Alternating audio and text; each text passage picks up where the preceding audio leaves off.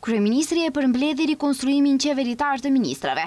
Sot në kuvent me 67 vota pro dhe 13 kundër, Zulfiqar Zejnullah, kryetari i Partisë Demokratike të Turqeve, me të cilin partia në pushtet VMRO DPM-n nënshkroi së fundmi një marrëveshje koalicioni, e zgjodhi për ministër paresor në qeveri.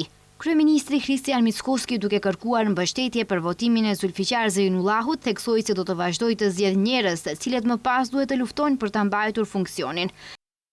Nuk premtoj se gjithçka do të jetë e lehtë, por premtoj diçka që është shumë e rëndësishme për mua, se do të vazhdojmë të marrim vendime nga të cilat nuk do të ikim, se do të vazhdojmë të zgjedhim njerëz që besojnë se mund të kryejnë funksione publike, dhe se kushdo që merr besimin do ta di se ky besim nuk është i përhershëm, por fitohet çdo ditë. Ky është parimi mbi të cilin po ndërtojmë këtë qeveri.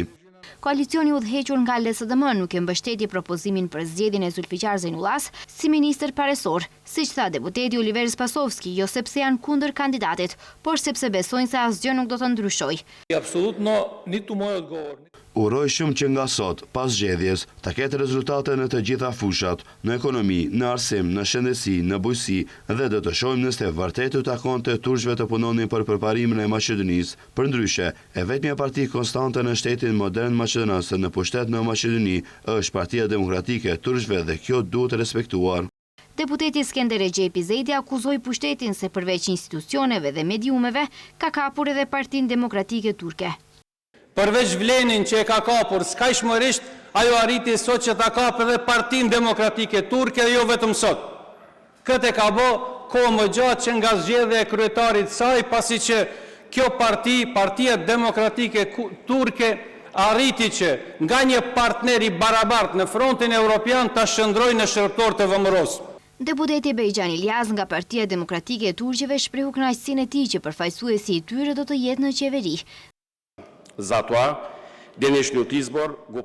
Sot, po dëshmojmë ruajtjen e parimit kushtetues të përfaqësimit të drejtë në strukturën e qeverisë. Pas një periudhe të gjatë kohore, komuniteti turk në vendin tonë do të ketë përsëri përfaqësuesin e vet në qeveri. Kjo nuk është vetëm zgjedhja e një ministri. Ky është një mesazh se institucionet duhet të mbeten të hapura për të gjithë qytetarët. Zejnullah ka qenë antar i komisionit të grupit për vlerësimin e rrezikut në Shkup, si dhe antar i komitetit drejtues për koordinimin dhe menaxhimin e sistemit të menaxhimit të krizave.